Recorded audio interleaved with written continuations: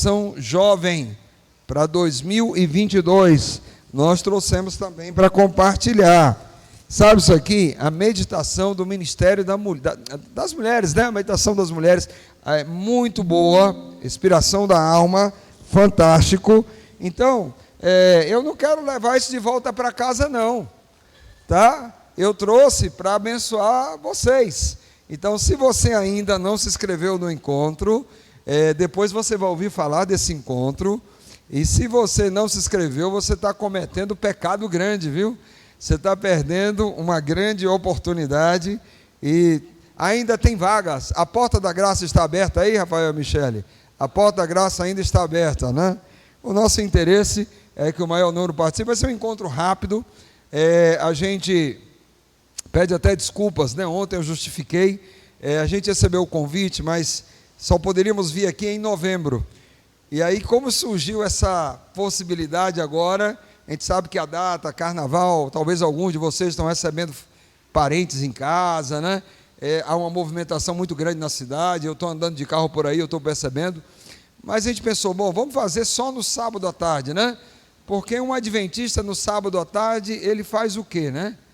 Se ele não está fazendo obra missionária, se ele é casado, o que é que ele faz? Ele vai para o encontro, né? Tá? Então, está convidado aí você a participar. E eu vou pedir aos solteiros, viúvos, divorciados, que por favor, por gentileza, durante esse encontro das 3 da tarde, esse período de 3 às 18 horas, eu pediria, orem por nós, tá bom? Orem por esses casais, pelas famílias da igreja, porque se os casais, as famílias estiverem bem, a igreja vai bem, vocês concordam? Então eu vou pedir a vocês que não poderão ir, não é? Porque é um encontro específico, esse encontro é para os casais.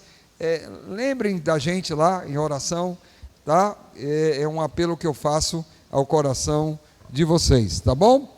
Bom, vamos lá, coloca o PowerPoint aí para mim, por gentileza. Ainda tem mais bênção, viu? Aí não estão todas não. Ainda tem mais bênção que nós vamos compartilhar hoje à tarde, tá? Nós começamos com o nosso grito de guerra, e o grito de guerra diz o quê? Família o quê? A minha parte, família, presente de Deus, e a parte de vocês, família? E a última parte, eu amo a minha família. Bom, esse é o grito de guerra que eu tenho permanentemente no meu coração. Todos os dias eu agradeço a Deus, tá? Pela minha família. Olha a foto dela aí, ó. Essa é a minha rainha, né? Ela falou aqui, esteve conduzindo o estudo da lição da Escola Sabatina, a Lucy. Nós temos 27 anos de casados, né? Ontem eu disse que é uma santa mulher, né? Para estar comigo 27 anos, pense numa santa, né? Já tem o céu garantido só por causa disso, só pela paciência que tem comigo. Estamos casados há 27 anos, nós não somos perfeitos, eu gosto de dizer o seguinte, nós somos perfeitamente imperfeitos.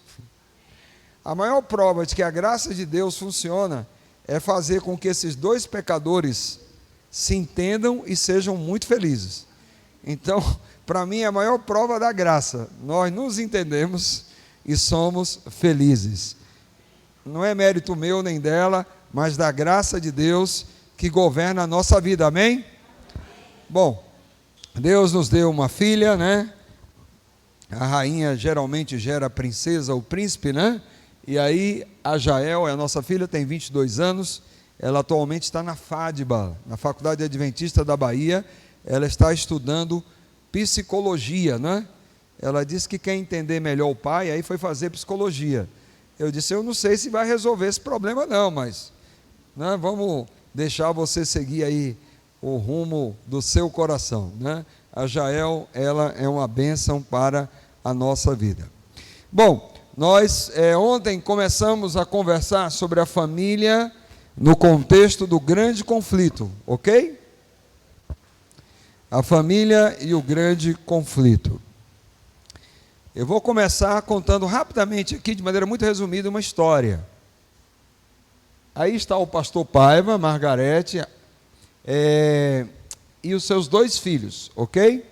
O pastor Paiva, brasileiro, ele tinha um sonho: ser missionário, trabalhar nos países da janela 1040, a região mais desafiadora do planeta Terra.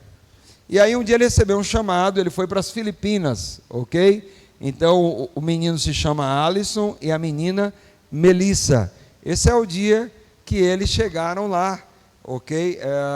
Foram muito bem recebidos. Chegou ali para ser missionário lá nas Filipinas, tá? Como é que eu conheci a história do pastor Paiva, tá? Você vai encontrar essa história na internet e também na revista Adventista de julho de 2012. Essa menina aí é a Melissa, tá? A menininha ali, ó, que na época tinha mais ou menos ali uns 11 anos, 10, 11 anos, hoje é a Melissa. E a capa da revista Adventista, o título é esse aí: Deus me ajudou a perdoar. E o que tem isso a ver com a história da Melissa? É que um dia, Melissa, ela estava dormindo e escutou um barulho, de madrugada, às 3 da madrugada. E ela saiu do quarto assustada, e ela passou pela sala, e ela viu o pai dela e o irmão dela mortos. Foram assassinados a pauladas. E ela viu um homem assassinando a mãe dela, que entrou um marginal, de madrugada, estava drogado, para tentar roubar a casa. Aí o pai acordou, o menino acordou, a mãe, e esse marginal, ele matou o pastor Paiva, a Margarete e o Alisson. E aí, quando ele viu Melissa, ele tentou estrangulá-la, tentou abusá-la, e achando que ela estava morta, a colocou dentro de um saco plástico. Aí colocou no baú do carro, ficou dando voltas, e depois decidiu jogá-la, abandonou lá numa estrada deserta, mas ela estava viva. Ela conseguiu sair do saco plástico ali, e aí ia passando um carro depois de um tempo, e ela ali na pista, né, ali na estrada, desesperada, era um casal que parou, socorreu, levou Melissa para o hospital. E esse marginal que assassinou a família, ele foi preso, Justin, o nome dele. E ela foi lá na prisão para perdoá-lo, né? Dizer para ele: você está perdoado. É uma história muito interessante no que diz respeito ao perdão. E existem outros nuances dessa história. Esse marginal, ele se converteu, ele foi batizado. Mas assim, como explicar essa história? Essa menina, em um dia, ela perdeu o que ela tinha de mais valor. Em um dia, ela viu seu pai e a sua mãe e o seu irmão assassinados brutalmente. Como explicar? Eu conheço a Melissa, eu fiz uma live com ela, e é interessante que na live uma coisa que ela destaca muito é o grande conflito. Ela diz assim: eu sei que quem estava por detrás desse homem que assassinou a minha família era o grande inimigo das almas. Meu pai era um missionário, um homem de Deus. Então ela fala sobre o grande conflito. E deixa eu dizer uma coisa para vocês. Preste atenção no que eu vou dizer.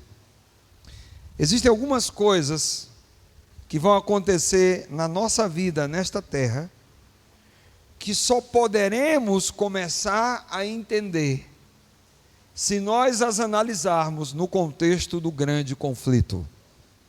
Entenderam o que eu disse? Coisas acontecerão nesta terra conosco, com queridos irmãos nossos, que só poderemos começar a compreender se analisarmos no contexto do grande conflito. Um pastor que eu tive o privilégio de conhecer na Argentina, Davi, a esposa e os 2 filhos. Daniel, o pastor Daniel Aródios, ele gostava muito de encontros de casais. Nós realizamos um encontro de casal com ele lá na Argentina. O envolvimento dele, da esposa, realmente foi uma inspiração para nós. O que é que vocês estão vendo aqui?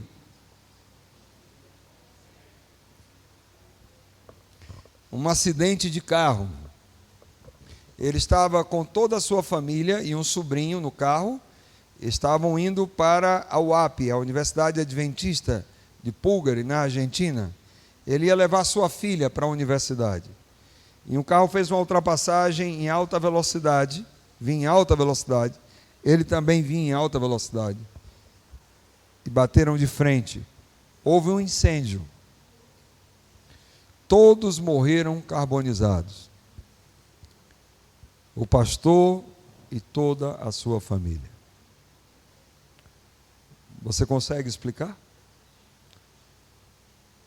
Eu vou repetir para vocês. Algumas coisas vão acontecer que só poderemos começar a entender se nós as analisarmos no contexto do grande conflito. É importante que nós saibamos que nós estamos em um território que não é nosso. A Bíblia diz que a terra, o planeta, ele jaz no inimigo. A Bíblia diz que nós somos peregrinos e forasteiros. Nós somos peregrinos e forasteiros nesta terra. Aqui não é o nosso lugar. Nós estamos de viagem, estamos de passagem. E nesse lugar que não é o nosso lugar, não é a nossa casa, existe um inimigo que reina. E esse inimigo, ele nos odeia. Ontem eu estive lendo alguns pensamentos, e um deles, mensagem ao jovem, página 51, só Deus pode limitar o poder de Satanás. Ele vai de um para o outro lado da terra e anda nela de cima para baixo. Não deixa de observar um único momento, por medo de perder uma oportunidade de fazer o quê? Destruir almas. É importante que o povo de Deus compreenda isso, a fim de escapar de suas ciladas. É importante que nós lembremos que não estamos em um spa e nem em uma colônia de férias. Nós não estamos em um parque de diversões. Nós estamos no planeta Terra, palco de um grande conflito. E à medida que vamos nos aproximando do fim, esse conflito, ele se intensifica. Nós vamos encontrar um inimigo mais irado, porque ele sabe que pouco tempo lhe resta. Ele não pode escapar, não pode fugir. Os seus dias estão contados. Se ele pudesse frustrar a profecia bíblica, o que está na Bíblia, ele frustraria. Tem muita gente comentando aí, né, a questão da guerra entre a Rússia, né, e a Ucrânia. Alguns com medo de uma possível terceira guerra mundial, né? E alguns têm medo de que o planeta Terra seja destruído por uma terceira guerra mundial. E aí, se a OTAN entra, se os Estados Unidos saem do nível das sanções e começa realmente uma guerra, né, usando os seus armamentos bélicos, então o que será do planeta Terra? Eu digo para você, não precisamos ter medo de uma terceira guerra mundial. Se o diabo pudesse fazer isso, ele faria, porque ele frustraria todo o calendário profético. Se ele pudesse levar o extermínio da humanidade à maneira dele, ao modo dele, essas catástrofes que estão acontecendo e vão acontecer com mais e mais frequência. É claro que por detrás delas está o inimigo. De maneira direta ou indireta, existe uma culpabilidade desse grande inimigo. Aqui no Rio de Janeiro, agora há poucos dias, nós sofremos essa tragédia em Petrópolis, né? Então, assistir aquilo, algumas das reportagens geram um sentimento de melancolia, de tristeza, né? E a convicção de que aqui não é o meu lugar, aqui não é a nossa pátria. Então, é sobre isso que eu quero conversar um pouquinho com vocês, tomando a Bíblia, uma história da Bíblia como base. Eu quero estudar com vocês nessa manhã a história de Jó. Eu gosto muito do livro de Jó, porque dos livros da Bíblia, o que mais lança a luz sobre o grande conflito é o livro de Jó. Na faculdade de teologia, nós passamos um semestre estudando o livro de Jó. A gente não passa 6 meses estudando cada livro da Bíblia, mas o livro de Jó foi um semestre inteiro. Por quê? Porque é o livro que mais lança luz sobre o grande conflito. Porque Jó é o livro mais antigo da Bíblia. Possivelmente quem escreveu foi Moisés. E ele escreveu quando estava no deserto de Midian. Quando Deus, ele pede para Moisés registrar ali a história de Jó. E certamente escrever sobre Jó foi uma bênção para Moisés. Vamos abrir a Bíblia no livro de Jó, no capítulo 1.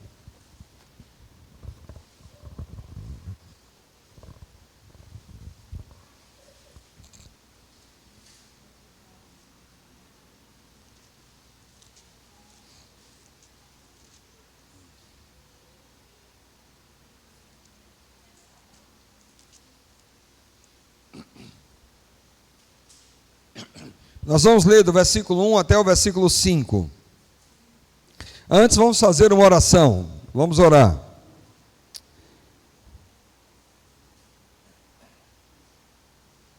Querido Deus e eterno Pai, nós te agradecemos pelo privilégio de estarmos em tua casa, casa de oração para todos os povos. Te agradecemos também por podermos estudar a tua palavra. Nós queremos nesta manhã ouvir a tua voz, que fale Deus e se cale o homem. Senhor, antes de entrar no estudo, ainda em oração, nós nos unimos para interceder, principalmente pelos nossos irmãos lá na Ucrânia. Nós temos uma igreja forte, nós temos lá uma sede da Novo Tempo, um estúdio de mídia muito bom, temos a União, temos escolas, temos universidade, temos casa editora, e certamente nossos irmãos ali sofrem com essa guerra, que certamente não foi um plano teu, nem um projeto teu. Que o Senhor os proteja, que o Senhor tenha misericórdia, e que da aparente maldição o Senhor transforme em bênção. O Senhor pode fazer isso, o Senhor é Deus. Então, Senhor, agora que estaremos estudando, fala conosco. É o nosso pedido em nome de Jesus, amém. Jó capítulo 1, versículo 1 em diante diz: havia um homem na terra de Uz, cujo nome era Jó, homem íntegro, reto, temente a Deus, se desviava do mal. Nasceram-lhe 7 filhos e 3 filhas, possuía 7.000 ovelhas, 3.000 camelos, 500 juntas de boi, 500 jumentas. Era também muito numeroso o pessoal ao seu serviço, de maneira que este homem era o maior de todos do Oriente. Seus filhos iam às casas uns dos outros, faziam banquetes, cada um por sua vez, e mandavam convidar as suas 3 irmãs a comerem e beberem com eles. Decorrido o turno de dias de seus banquetes, chamava Jó a seus filhos e os santificava. Levantava-se de madrugada e oferecia holocaustos, segundo o número de todos eles, pois dizia: talvez tenham pecado os meus filhos e blasfemado contra Deus em seu coração. Assim o fazia Jó continuamente. Palavra de Deus. O livro de Jó começa apresentando uma biografia, um resumo, uma pequena biografia de Jó. Quem era? Homem íntegro, reto, temente a Deus, e se desviava do mal. Íntegro, né? Inteiro, completo, reto, não tinha nada torto nele, né? não haviam caminhos tortuosos, íntegro, reto, temente a Deus, né? O princípio da sabedoria, né? É o temor de Deus, e ele se desviava do mal. Ele era muito inteligente. Jó certamente conhecia a história de Adão e Eva. E você sabe por que Eva pecou naquele dia lá no jardim? Porque ela se aproximou da árvore. Eu não sei se você sabia, mas Deus havia limitado a árvore do conhecimento do bem e do mal como território do diabo. Então era o único lugar no jardim do Éden que o diabo poderia tentar. Era a árvore do conhecimento do bem e do mal. Era o único lugar. Então, para Eva pecar, tinha que fazer o quê? Tinha que se aproximar da árvore. Ela só pecaria se aproximasse da árvore. Era o único território onde o diabo poderia tentar. Então, Jó, ele sabia. Eva pecou por quê? Porque não se desviou do mal. O mal está ali. O que é que o servo de Deus faz? Vou lá dar uma espiadinha. Só para sentir a temperatura. O que é que ele faz? Se desvia. Está para ali o mal, eu estou fora. Eu estou procurando a bênção. Onde é que está a bênção? Né? Onde é que está aquilo que vai me aproximar mais de Deus? Então Jó se desviava do mal. Esse homem que era íntegro, reto, temente a Deus, desviava do mal. Esse homem, ele era odiado pelo diabo. Odiado. E o diabo, ele se apresenta diante de Deus e começa toda uma argumentação. O diabo é o acusador. Ele é mentiroso. E ele diz, Jó te serve porque ele tem dinheiro. O Senhor cobra ele de bênção. Muito fácil de servir dessa forma. Deixa eu tirar a riqueza dele. Em outras palavras, o diabo está dizendo, ninguém serve a Deus por amor. Ou as pessoas servem a Deus por medo ou por interesse. E no caso de Jó, era por quê? Segundo a acusação do diabo, era interesse. Deixa eu tirar a riquezinha dele. Deixa eu tirar essas bênçãos que o Senhor tem colocado na vida dele. Ele é o grande acusador. E ele está acusando a Deus o tempo todo. Só que tem um detalhe. Deus, ele não advoga em causa própria. Ele não advoga em causa própria. Como é o seu nome? Ruante, é isso? Ruante. O seu nome? Genilson, ok? Genilson. Digamos que o Rafael se levanta e começa a acusar o Ruante. Imagine, que cena, misericórdia. Esse rapaz aí, que o senhor perguntou, não, isso aí é um mentiroso, isso é um ladrão, isso é um trapaceiro. E começa a acusar. A tendência natural do Ruante qual é? Se levantar e dizer, epa, você está mentindo. Você está enganado aí, rapaz. Eu acho que você está confundindo os Ruantes aqui. Eu não sou essa pessoa.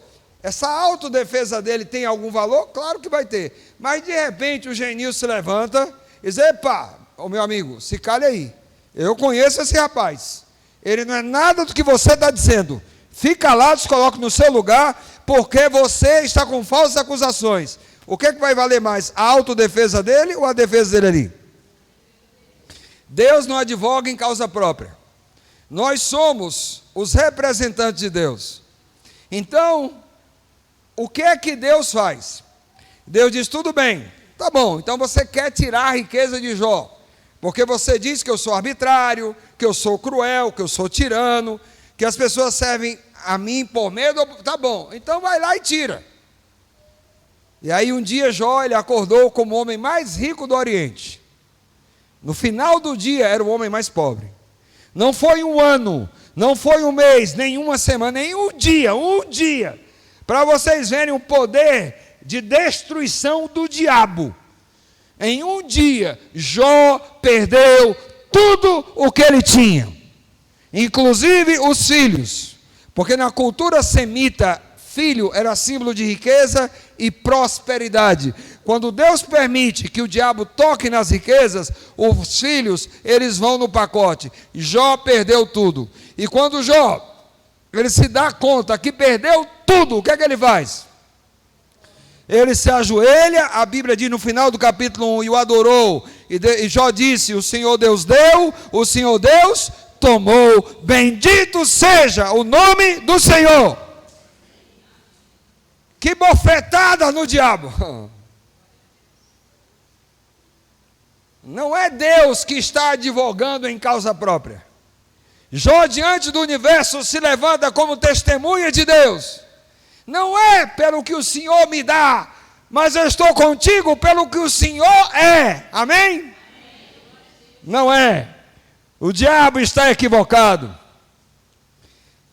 Ninguém demonstraria tamanha fidelidade a um tirano, quando tudo que esse tirano colocou na mão do escravo ou do servo se dissipou como uma névoa ao surgir o sol. Jó, ele deixa muito claro algumas coisas para mim e para você. Presta atenção no que eu vou dizer. Existe uma coisa melhor do que a bênção de Deus. Você sabia? Sabe o que é melhor do que a bênção de Deus? É o Deus da bênção. Melhor do que a dádiva é o doador. Jó deixa muito claro, não é pelo que o Senhor me dá, é por aquilo que o Senhor é. Eu estou contigo e não abro. Ele permanece fiel, ele não entende nada. Ninguém explicou para ele. Deus não desceu do trono, colocou uma cadeirinha ali na... Jó, vem cá, vamos ter uma conversa aqui. O diabo, ele, entendeu? Ele veio e me acusou, e você é a minha testemunha, então... Mas o diabo não desiste. O diabo chega e diz, pele por pele, o homem dará tudo pela sua saúde. E vocês sabem, né, que quando a dor aperta, quando chega a dor e a doença, o que o ser humano quer é se livrar dela. Eu já vi cristãos, irmão, sou pastor há 26 anos, que quando vem uma doença, e aí trata aqui, trata acolá, não tem cura, aí tem cura ali, ele vai lá, naquele lugar, aí não encontra. Tem ali, naquele centro de Umbanda. Não, ali, naquela igreja. Ele começa aí, ele quer a cura, ele quer se livrar da dor. Faz qualquer negócio para se livrar da dor. Eu lembro que tinha uma irmã na igreja, no interior do Ceará, quando eu comecei meu ministério, ela tinha uma doença e não ficava curada. E um dia assim, a irmã desapareceu da nossa igreja. E eu tinha muitas igrejas para cuidar, eu não estava sempre ali, mas eu indo lá, disse, cadê a irmã? Não, pastor, faz algum tempo que ela não vem. Eu fui na casa dela, cheguei lá, irmã, o que está acontecendo? Não me separei de Deus, não. Eu vim lhe visitar e eu quero fazer uma oração. Na hora que eu comecei a orar, a irmã ficou possessa. Ficou possessa. Pelo poder do sangue, né, e da graça de Jesus, pelo poder do nome dele, a gente ali pôde repreender o diabo, ela voltou à consciência. Irmã, a senhora tem ido a algum lugar? A senhora ficou possessa. Eu tenho ido aí para uma igreja. Eu estou indo, né? E ela disse, eu estou indo para a Igreja Universal. Isso que aconteceu aqui, já aconteceu com a senhora alguma? Aconteceu lá. Nunca tinha, mas lá aconteceu. E o pastor disse que eram os demônios que estavam me adoecendo. Você está entendendo? Mas você foi fazer o que lá? Não foi atrás da cura. Mas a senhora é adventista, a senhora conhece a doutrina? Conheço. O ser humano, quando a doença aperta, e aí o diabo, te serve porque tem saúde, deixa eu tocar no corpo dele. E Deus diz, está bom, só não tira a vida. Como a única restrição que Deus estabeleceu foi essa, o diabo só não tirou a vida, porque o resto... Jó começou a apodrecer em vida.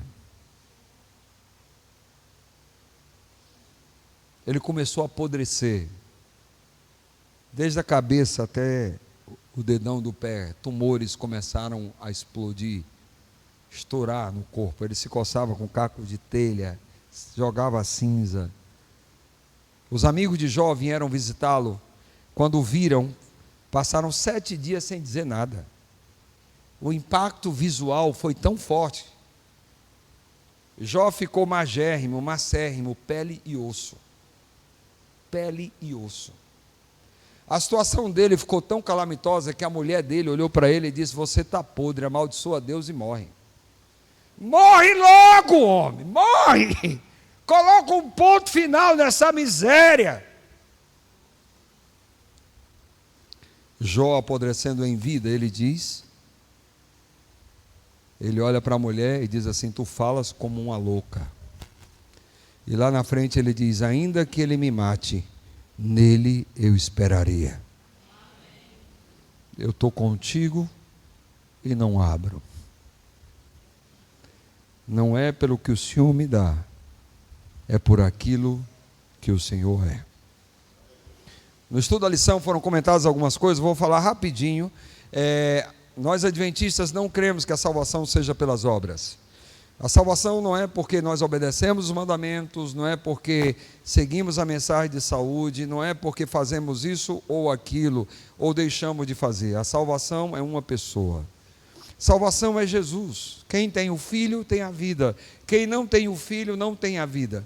Nós obedecemos não é para ser salvos, mas porque estamos salvos. É igual a mangueira da manga não é para ser mangueira, é porque ela é mangueira. O coco dá coco não é para ser coqueiro, é porque é coqueiro. O justo obedece não é para ser justo, mas porque ele é justo. E ele vai obedecer o quê? Todos os reclamos de Deus. Os reclamos de Deus, eles vão além dos 10 mandamentos.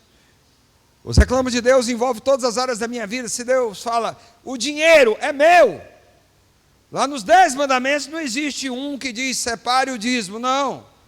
Mas claro, faz parte da lei moral, eu tenho que devolver o dízimo, as ofertas, eu tenho que cuidar também do templo do Espírito Santo. A Bíblia diz o seguinte, você sabia, é pecado fumar? O que vocês acham? É pecado fumar ou não? É pecado? Fumar cigarro, fumar maconha é pecado? Me mostra na Bíblia onde é que está escrito que é pecado fumar maconha. Um texto que diz assim, é pecado fumar maconha. Me mostra um texto na Bíblia. Não existe. Mas é pecado? É. Por quê? A partir do momento que a Bíblia diz que o meu corpo é templo do Espírito Santo, e se eu destruir esse corpo, Deus vai me destruir, aí isso envolve o quê? Aí tudo que faz mal à minha saúde, obrigado aí, rapaz.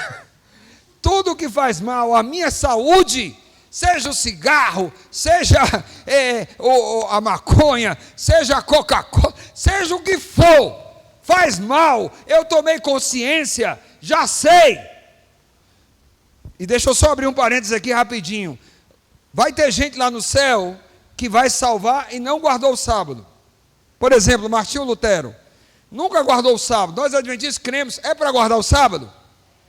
Mas por que ele vai estar no céu e não guardou o sábado? Porque ele não assimilou isso, ele não conseguiu entender isso. Deus julga o homem de acordo com a luz que ele recebeu. Tem pessoas que estão se alimentando de maneira errada, mas não entenderam, a luz não chegou, e vão salvar, mas quando a luz chega, a partir do momento que eu tenho conhecimento, eu sou responsável diante de Deus pelo conhecimento que chegou. Deu para entender? Eu tenho que perseguir esse conhecimento, nunca vou vivê-lo em sua completa totalidade, porque eu sou pecador, vou ter sempre falhas, mas isso não quer dizer que eu não estou perseguindo o alvo, entendem isso? Mas vamos voltar ao nosso tema. Jó, ele tinha intimidade com Deus, ele conhecia Deus, e a salvação é isso, é conhecer a Deus, porque vai chegar um momento na vida que nós vamos ser provados, irmãos, que as igrejas serão fechadas, você não vai ter igreja para ir. Hoje, escuta o que eu vou dizer, é possível que o ímpio e o justo vivam debaixo do mesmo teto. É possível que um ímpio e um justo estejam debaixo do mesmo teto, vivendo na mesma casa, mas vai chegar o dia que não vai ser possível. Não vai ser possível. Que os nossos maiores inimigos serão os da nossa casa. Vai chegar o momento que a esposa vai ter que deixar marido, que marido vai ter que deixar mulher, que pai vai ter que abandonar filho, filho vai ter que abandonar pai. Os dias que estão diante de nós são dias terríveis, aonde o diabo, ele vai revelar toda a sua ira, principalmente contra o povo de quem? De Deus. Haverá um tempo de angústia, e se esses dias não fossem abreviados, ninguém suportaria. Isso é para lembrar vocês que estamos num grande conflito. Nós não estamos num spa, nem numa colônia de férias, e a história de Jó é uma prova disso. Mas, irmãos, o que é que eu aprendo no livro de Jó? Eu aprendo muitas coisas, mas objetivamente e de uma forma didática, eu gostaria de dizer para vocês que o diabo é estratégico na sua guerra. Nesse grande conflito, o diabo é estratégico. O diabo, ele tem algumas frentes de ataque. E essas frentes de ataque, elas estão aí, no livro de Jó. A gente está vendo agora, eu vou citar mais uma vez, a guerra entre a Rússia e a Ucrânia. A Rússia, ela tem a capacidade bélica de transformar a Ucrânia, fazer a Ucrânia desaparecer. Tem a capacidade de fazer o país desaparecer. Eles não querem matar civis. O esforço deles é dominar, o país, desativando todas as bases militares. Vai desativar toda a força militar. Não querem, porque se quisessem, o estrago era muito grande. Até por uma questão mundial. Então eles estão sendo estrategistas. E eles já vêm estudando isso já há muito tempo, estrategistas. Aonde estão as bases da Ucrânia? Aonde estão as bases militares? Então, dentro de um esquema estratégico, eles rapidamente estão minando toda a força militar. Isso a nível humano. Agora, você acha que a nível espiritual o diabo vai ter estratégia ou não? Ele vai ter estratégia. E será que a gente consegue identificar as estratégias do diabo? Sim, existem 4 frentes. Qual é a primeira frente de ataque do diabo? Qual é? No livro de Jó, a primeira frente de ataque é muito clara. São as finanças. Ele começa a atacar Jó aonde? Jó te serve porque tem dinheiro, porque é rico. Deixa eu tirar a riqueza dele. Irmãos, você quer levar um casamento à crise? Tira o dinheiro. Quando falta o dinheiro na vida de um casal, quando não tem dinheiro para pagar o aluguel, a conta de água, a conta de luz, a internet, a coisa complica ou não complica? Quando falta o dinheiro para comprar a feira, o pão de cada dia, não tem dinheiro para comprar. A primeira frente de ataque do diabo são as finanças. Hoje nós temos no Brasil mais de 60 milhões de brasileiros endividados, com o nome negativado. Eu fico muito feliz porque nesses 60 milhões não tem nenhum adventista. Não é verdade?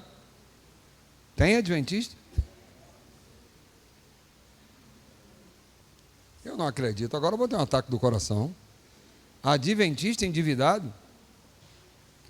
Claro que tem, infelizmente. Infelizmente. Irmãos, a dívida é uma miséria. Ellen White diz que a gente deve fugir da dívida como foge da lepra. Dívida é um negócio terrível. Então o diabo, ele está muito interessado em desestabilizar a vida financeira de um casal ou de uma família. O que está mais levando os casais à separação não é nem adultério. O fator primário são as finanças. Então eu queria dar alguns conselhos bem rápidos para vocês, tá bom? Será que nós temos conselho de Deus para a questão das finanças? O que é que vocês acham? Passa aí para mim, por favor, que travou, tá? O livro lá Adventista tem um pensamento que eu quero apresentar para vocês. Não está avançando aqui não, tem algum probleminha lá. No livro lá Adventista, Ellen White diz que tudo que nós ganhamos devemos tomar nota. E tudo que gastamos, devemos tomar nota. Tudo, tudo, tudo, tudo. Existem hoje alguns aplicativos na internet que eles ajudam você a controlar as finanças. Eu não gosto de usar, eu sou da velha guarda, eu tenho um caderninho onde eu anoto tudo, irmãos. Anoto tudo. Se eu não anotar, eu perco o controle. Quanto é que eu e a Lúcia gastamos por mês com alimentação? Eu sei exatamente. Quanto é que a gente gasta com luz? Quanto é que a gente gasta com água? Quanto é que a gente gasta com a nossa filha? Está tudo sob controle. Quanto eu dou de dízimo? Quanto eu dou de oferta? Quando eu recebo o meu dinheiro, já sei exatamente, isso é o dízimo, isso é oferta. Poupar, todo mês a gente tem que poupar um valorzinho, poupança, coloca um pouquinho. Aí você pode imaginar, o pastor Júlio ganha muito dinheiro. Sabe quanto é o salário de um pastor? O pastor adventista está ganhando, o teto máximo que um pastor pode ganhar é R$5.500. Só que desses R$5.500 é descontado o dízimo. Aí o plano de saúde que a gente tem o plano de aposentadoria, tem o imposto de renda. Sabe quanto é que entra na minha conta por mês? R$2.500. O que eu recebo em dinheiro Mas como é que vive com R$2.500? Porque a igreja, ela paga o aluguel do pastor. Se o pastor pagasse o aluguel, ele não tinha condições. Então a igreja, ela dá alguns auxílios, ok? Então ajuda a faculdade, a gente tem uma ajuda, se eu compro medicamento, uma porcentagem a igreja me ajuda. Então, isso dá condições do pastor viver com dignidade. Agora, com R$2.500, se ele não for muito organizado financeiramente, misericórdia. Deu para entender? Então, a gente tem que anotar tudo, tem que ter controle. Eu tenho um amigo que é economista, ele disse para mim, pastor, um pensamento do mundo da economia, não é da igreja. O pensamento diz assim, aquele que gasta menos do que ganha é sábio. Quem gasta tudo o que ganha é burro. E quem gasta mais do que ganha é ladrão. Porque está gastando o que ele não tem e a conta vai vir. Deu para entender? Quem gasta tudo o que ganha é o quê? Burro. Quem gasta menos do que ganha é o quê? Sábio. Como é que eu vou gastar menos do que eu ganho? Somente se eu tiver controle. Somente se eu anotar tudo. Escuta o que eu vou dizer, o diabo, ele está de olho na sua vida financeira. Tem irmãos que estão endividados e orando a Deus. Deus, manda dinheiro. Deus, me ajuda. Deus não vai mandar. Sabe por quê? Porque eles são tão desorganizados financeiramente. É como colocar dinheiro num saco furado. Deus pode mandar 500 mil, pode mandar 1 milhão, não resolve, enquanto não aprenderem a cuidar das finanças. Escuta o que eu vou dizer. Deus não vai mandar um anjo na sua casa, pegar um caderninho, e o anjo vai dizer, anota aqui, Genilson, anota. Deus não vai mandar. Quem tem que fazer isso? Cuida das tuas finanças. O diabo, ele está de olho na tua vida financeira. Porque se ele entrar aí, ele vai causar um estrago grande. Então, nesse grande conflito, o inimigo tem algumas frentes de ataque. Meu último conselho, seja fiel a Deus. Existe promessa. Muito obrigado. Existe promessa para aquele. Vale a pena ser fiel a Deus? Sim ou não? Quantos têm tido experiência com a sua fidelidade com Deus? Quantos têm sido? Irmãos, quem é fiel sabe. Se eu fosse contar as histórias do que Deus fez conosco, do que Deus faz conosco, como Deus cuida, seja fiel. Ele diz, eu repreenderei o quê? O devorador. Vou contar uma história rapidinho. Quando começamos o nosso ministério, quando o pastor entra no ministério, ele entra ganhando 55% do teto desse valor. 55%, cada ano vai aumentando a porcentagem, ok? Então, no primeiro ano de ministério, os 4 meses foram difíceis. O 4º mês eu cheguei para a Lúcia, a coisa está preta. Por quê? Porque não vamos conseguir fechar as contas. A gente vai precisar de uns R$500 para poder fechar. E agora? Aí ela deu uma ideia. A gente tem uma aparelhagem de som aqui, tinha uns microfones e umas caixas de som que a gente não estava usando, eram nossos. Vamos vender? Dá para vender, novo dá uns 1.000, mas como é usado a gente vende por 500. Então vamos vender, isso aqui vai tirar a gente do sufoco esse mês. Aí eu saí para a igreja com ela, numa quarta-feira. Quando eu voltei, nós paramos o carro em frente à nossa casa, eu olhei para ela, nós vamos poder entrar em casa não. Eu disse, por que não? Porque tem ladrão.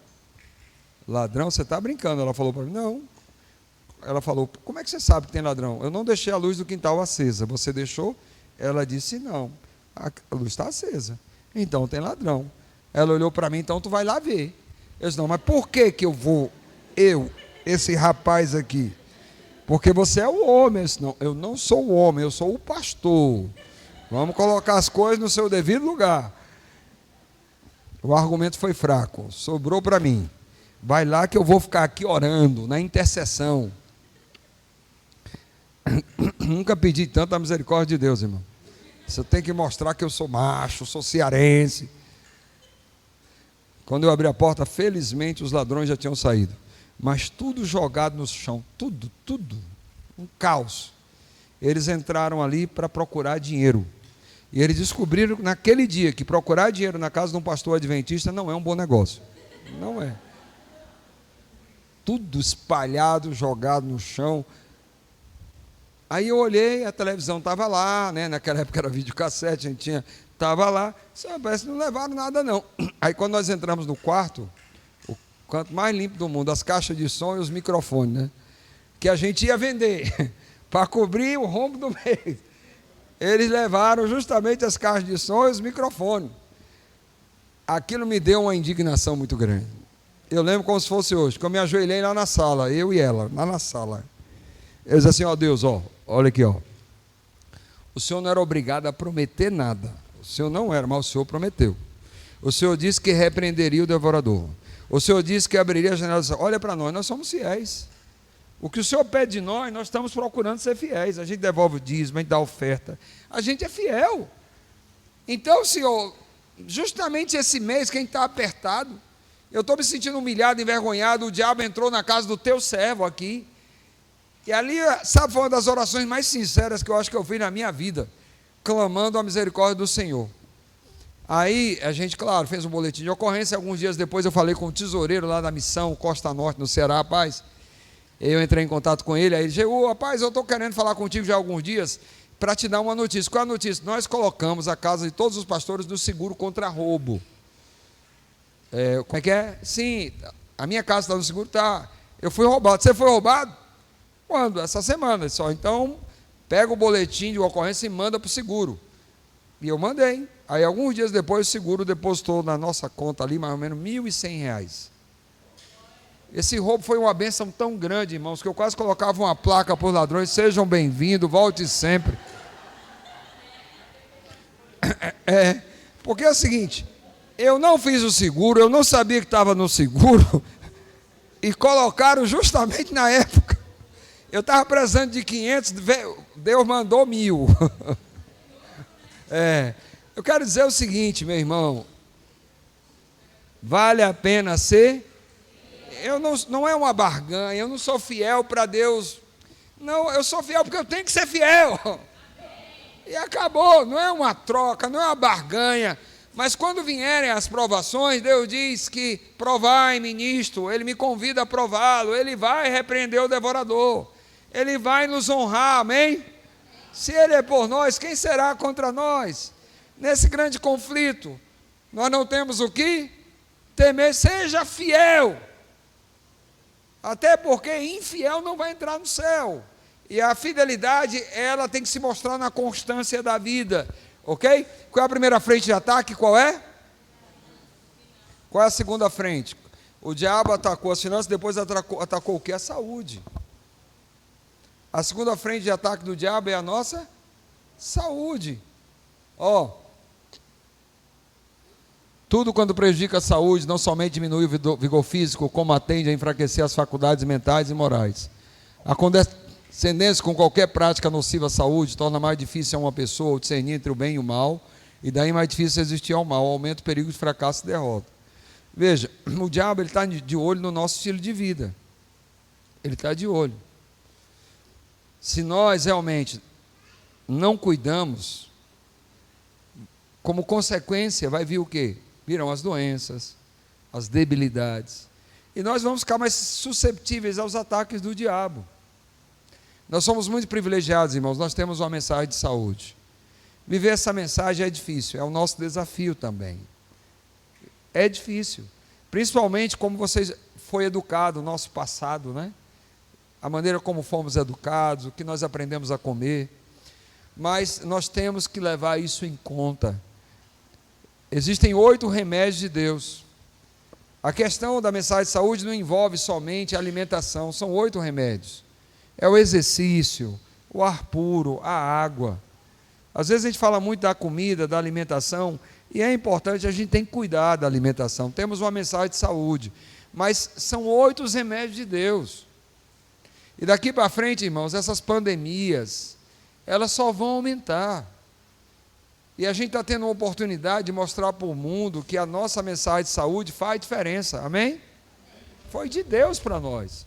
Então, lembra que no grande conflito, o diabo está de olho na tua saúde, porque quando adoece, a vida perde a graça, é ou não é?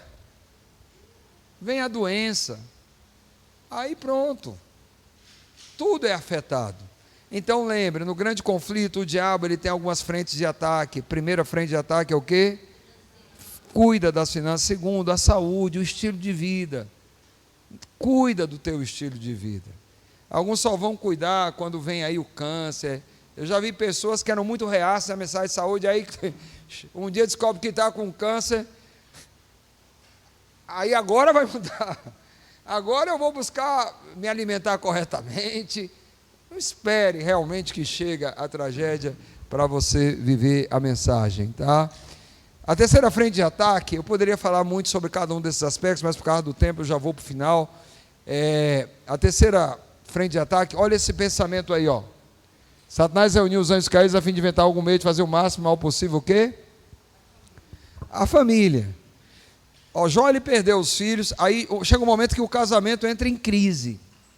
Quando a mulher olha para ele e diz assim, amaldiçoa a Deus, e o casamento entrou em crise. É claro que às vezes alguns olham para essa mulher como uma vilã. Veja tudo que ela estava sofrendo. Ela perdeu 10 filhos, perdeu todo o amparo financeiro, todo o suporte, agora vê o marido apodrecendo.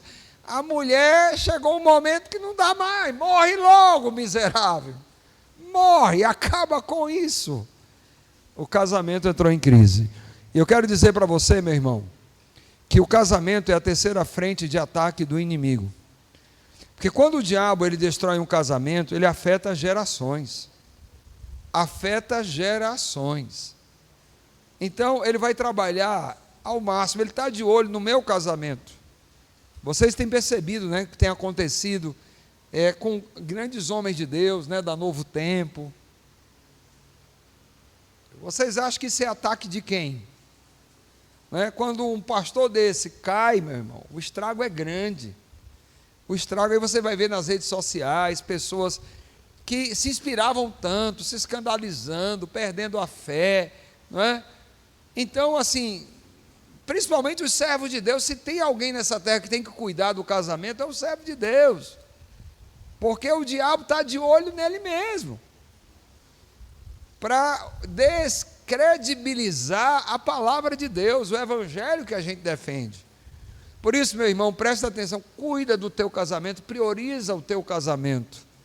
Eu sinto uma dor no meu coração, às vezes, quando eu falo isso, porque a gente faz encontro de casal, faz semana e aí eu descubro, quando eu dirijo uma semana da família, que os casais que mais precisavam estar ali, os miseráveis não vêm. Começa a apresentar, faz um encontro de casais, não vai, bota desculpa, não tem com quem deixar os meninos, não dá para ir não, porque eu estou recebendo visita. E o diabo está de olho no seu casamento, é prioridade para ele. Nesse grande conflito, ele tem estratégia: primeiro a finança, segundo a saúde, terceiro o casamento. Se ele destruir o casamento, ontem eu falei sobre o divórcio. Casar pela segunda vez, A probabilidade de dar errado é muito grande. E eu expliquei ontem à noite, porque se você não esteve ontem à noite, assiste o que está gravado e você vai entender. Então cuida do teu casamento, aproveita as oportunidades que Deus dá. Tudo que a igreja tiver, o que é que a igreja tem? A igreja tem alguns materiais muito bons, nós temos um site, se você entrar, adventistas.org, você vai ter um monte de material lá na área de família, procurar lá a parte de família, tem vídeos, tem revistas, tem tanta coisa boa para fortalecer os casamentos. E por último, a quarta frente de ataque do inimigo, sabe qual é? São os filhos. Os filhos de Jó morreram. A nossa filha tem 22 anos. Eu gosto de dizer o seguinte: toca em mim, mas não toca na minha filha não, tá? Ela é a parte mais sensível. Agora, o diabo olha para mim, olha para a Lucy e olha para minha filha. Aí ele vai pensar o quê? Supostamente, quem tem mais maturidade emocional e espiritual? Sou eu, a Lucy ou a Jael? Supostamente, quem tem mais maturidade emocional e espiritual é ela e sou eu. Se tem uma parte mais frágil, aqui qual é? Ele vai para onde? Ele vai para cima dela. Lá na Bahia, eu fui pastor na Bahia, eu recebi, acho que tem uns 2 anos, uma foto de uma menina bonita, uma menina de uns 20 anos, pensa numa menininha, pai adventista, mãe adventista. Um dia, numa sexta-feira, a mãe foi lá no quintal e encontrou a filha enforcada.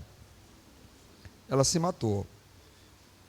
A menina estava com depressão e os pais nem se deram conta.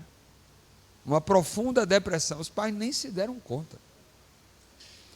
Existem alguns problemas que os adolescentes, os juvenis, alguns estão com problemas emocionais profundos e os pais nem se dão conta, vivem num mundo à parte, não conseguem nem se reunir mais para fazer uma refeição juntos, uma refeição decente. Às vezes estão na mesa, é cada um com o seu celular, se comunicam dentro de casa pelo celular. Então entenda, no grande conflito, o diabo, ele está de olho nos seus filhos. E eu gosto de dizer para os pais, o primeiro grande benefício que eu dou à minha filha, sabe qual é? A primeira grande bênção é amar a mãe dela. Estar bem com a mãe dela. Porque nós dois juntos somos fortes na presença de Deus. Sabe para quê? Para proteger nossa filha. Para guardar. Todos os dias nós fazemos o culto da família. E nós oramos pela nossa filha. Nós cobrimos com intercessão. Procuramos viver o evangelho que a gente prega, ser coerente. E procuramos cobri-la com intercessão, é clamor dia e noite. No livro de Jó, quando o capítulo 1 foi escrito, os filhos de Jó já eram grandes, já não moravam com ele, mas ele acordava de madrugada e fazia o quê? Senhor, se meus filhos pecaram, tenha misericórdia deles. Ele era ainda o sacerdote, ele ainda intercedia dia e noite. Cuida dos teus filhos, porque o diabo está de olho neles. Todas as oportunidades que vocês tiverem para fortalecer o casamento, para fortalecer a família, não desperdice. Seja semana da família, seja vigília, seja seminário para casais, aproveite, fortaleça seu casamento e você vai estar abençoando os seus filhos. Agora, para terminar, você pode dizer, esse Jó aí, ele era um Superman, isso não era um homem, isso era um anjo. Será que Jó ficou desanimado? Você vai encontrar no livro de Jó 36 queixas, 34 queixas e 16 perguntas. Chega um momento que ele começa a se perguntar, por que eu não morri no ventre da minha mãe? Por que os seios dela não secaram a ponto de não ter mais leite e eu morrer de fome? Por quê? Por quê? Ele se queixa, ele pergunta, porque ele é ser humano de carne e osso. Servo de Deus fica desanimado? Eu fico desanimado, mas eu não vivo desanimado. Fico triste, angustiado, às vezes pelos embates e combates da vida, mas não vivo angustiado. Jó ficou triste. Chega um momento que ele diz: se eu pudesse ver a Deus cara a cara, eu ia ter uma conversa com ele, eu ia fazer umas perguntas para ele. Aí Deus se apresenta. No final do livro: ei Jó, tu quer conversar comigo? Deixa eu fazer umas perguntinhas para ti. Aí Deus faz 70 perguntas retóricas, perguntas que ele não espera uma resposta. Onde é que você estava quando eu estabeleci os fundamentos da terra? Você sabe onde é que está o depósito, onde eu guardo, né? A geada, o gelo e tal. Aí ele começa a fazer perguntas. Aí depois que Deus faz 70 perguntas, sabe o que é que Jó fez? Eu coloco a mão na minha boca. Não está aqui quem falou. Quem sou eu para perguntar? Quem sou eu para questionar o eterno, o todo? E aí ele termina dizendo o seguinte, Jó 42:2, o último capítulo, diz assim: bem sei que tudo podes, e que nenhum dos teus propósitos pode ser o quê? Então no final ele diz: ó Deus, eu sei que o Senhor é todo poderoso. Vou dar uma tarefa para vocês, tá? Um dia vai lá na praia e pega um punhado de areia na tua mão, punhado de areia, o que couber na tua mão. Depois vai em casa, se você tiver uma mesa de vidro, coloca esse punhado de areia nessa mesa de vidro, pega depois uma lupa e tenta contar quantos grãos de areia tem ali. Depois imagina quantos grãos de areia devem existir no planeta Terra. Os cientistas não sabem quantos grãos de areia existem no planeta Terra. Mas uma coisa eles sabem: o número de estrelas que tem no céu é superior ao número de grãos de areia que existem no planeta Terra. A Bíblia diz que Deus chama cada estrela pelo nome e nenhuma vem o quê? A faltar. Esse Deus que conhece o nome de cada estrela, Ele conhece cada um de nós, e Ele tem poder suficiente para cuidar de mim e de você, como se só existisse você e eu no universo, amém? É isso que Jó está dizendo: eu sei que tudo podes, tu é Deus todo poderoso, nenhum dos teus planos pode ser o quê? Impedido. Qual era o plano do diabo? Era afastar Jó de Deus, não era? O que foi que o diabo conseguiu?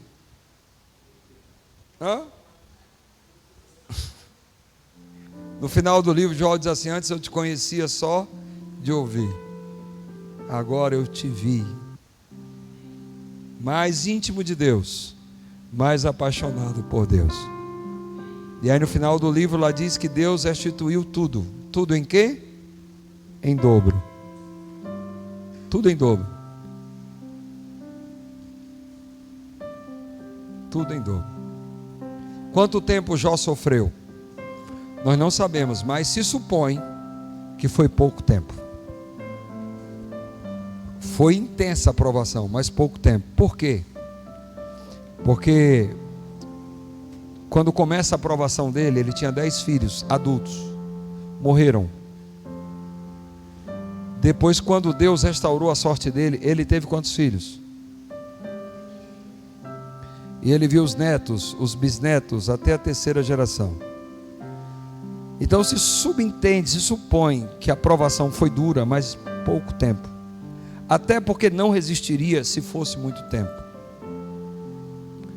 Isso quer dizer o quê? Que o choro pode durar uma noite, mas a alegria vem o quê? De que vale a pena ser fiel. De que nós temos uma recompensa. Só que tem um dado interessante. Lá no final, lá diz que Deus devolveu tudo em dobro. E Jó, a esposa dele, teve quantos filhos? Lá no final do livro. Quantos? No início do livro ela teve quantos filhos? E no final, quantos? 10. Mas lá diz que Deus devolveu tudo em dobro. Um dia, um servo de Deus, ele estava saindo do cemitério. O filho dele morreu. Sepultou, ele estava saindo. Aí um amigo ia passando no carro e parou: ei rapaz, eu soube que seu filho morreu. Você perdeu um filho, é verdade? Aí ele olhou para aquele homem e disse assim: ó, quando um pastor que cuida de ovelhas. Quando uma ovelha morre, ele perde uma ovelha.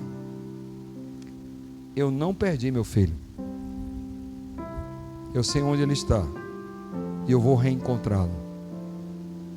O meu filho é um servo do Senhor e ele está guardado para mim.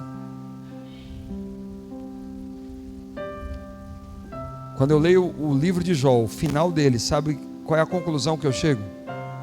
Quando lá diz que Deus devolveu tudo em dobro e que a mulher teve 10 filhos, para mim é a maneira sutil de Deus dizer assim: lá no céu você vai ter quantos filhos? E o que Deus mais queria era o que estava no coração de Jó: a salvação de toda a sua. Imagine eu chegar lá no céu e a minha filha não está. Imagine você estar no céu e o seu filho não está. Deus diz: eu honro aqueles que me honram. Seja fiel. Seja um mordomo fiel.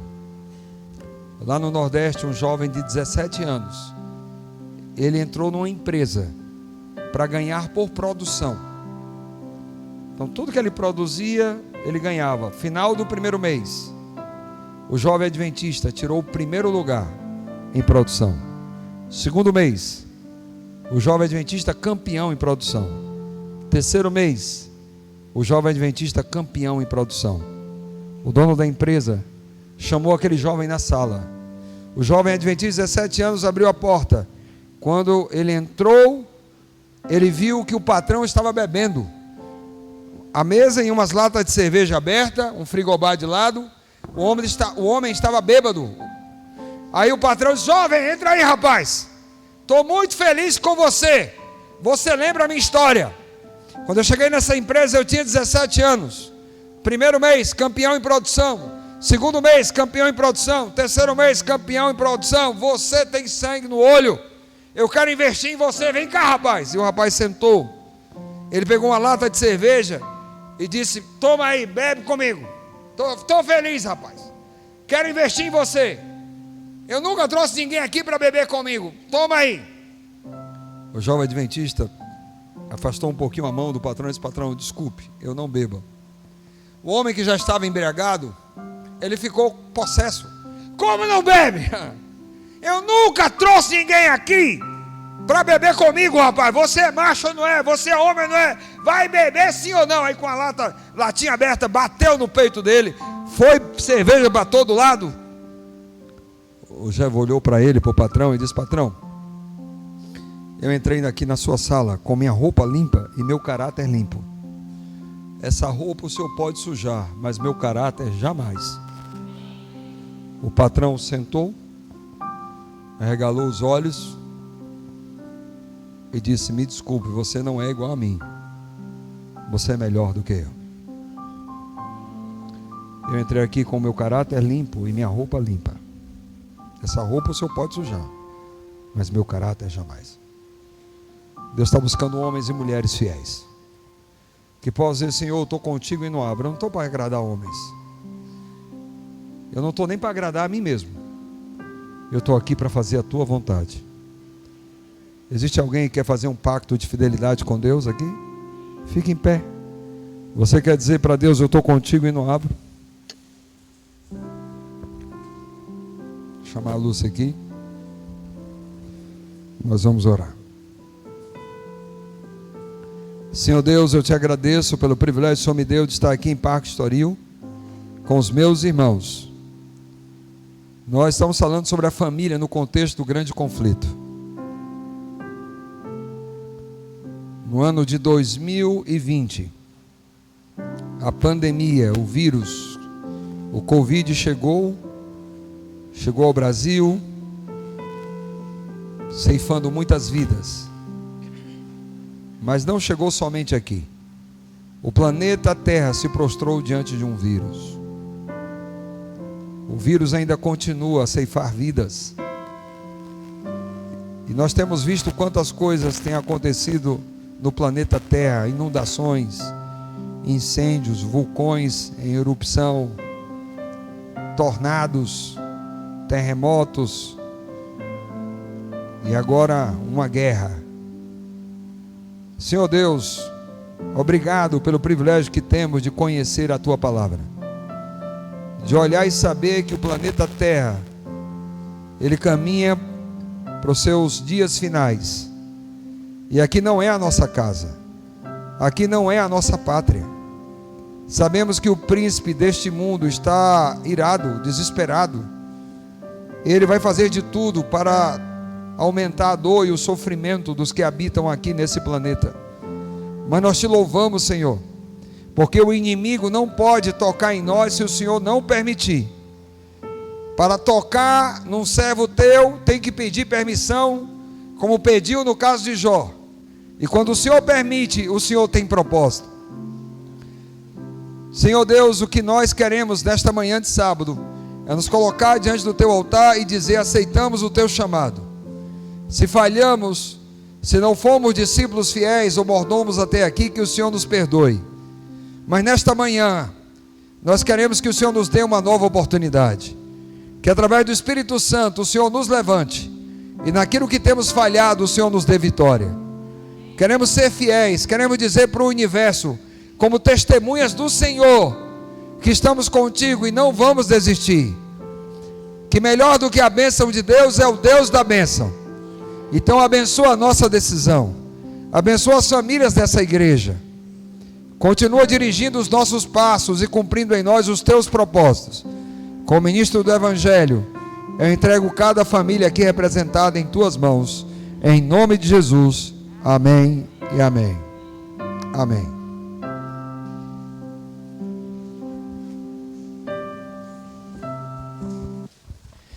Queremos agradecer, ao pastor Gil e a esposa por estarem presentes conosco nesse fim de semana. Lembrando aos casais que a gente precisa começar, tá bom?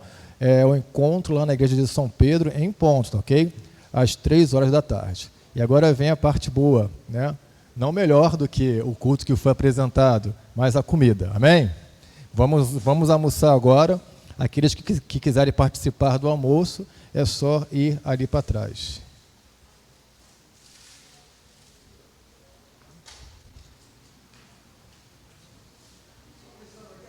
Tá. Vai começar fazendo o sorteio lá, viu? Às 3 da tarde. Okay? Vamos ficar de pé para que a gente possa orar pelo alimento, tá bom? Pedir que nosso irmão Gilson possa orar para a gente. Oremos.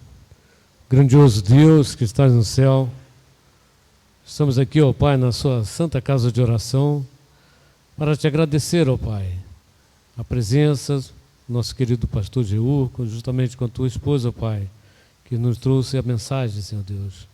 Que o Senhor continue com a gente até a 2h, à tarde, ó Pai, justamente com o nosso encontro de casais. Te pedimos agora, ó Pai, que o Senhor esteja juntamente com a gente agora no nosso degustar, no nosso almoço, Senhor Deus. Te agradecemos por cada mão que preparou esse alimento. Esteja, pois, conosco. Nós agradecemos em nome de teu Filho amado Jesus, que reina para todo sempre. Amém, ó Pai. Obrigado, um bom sábado a todos, tá bom? Pode se dirigir até o almoço ali e até o culto de amanhã às 7h30 da noite.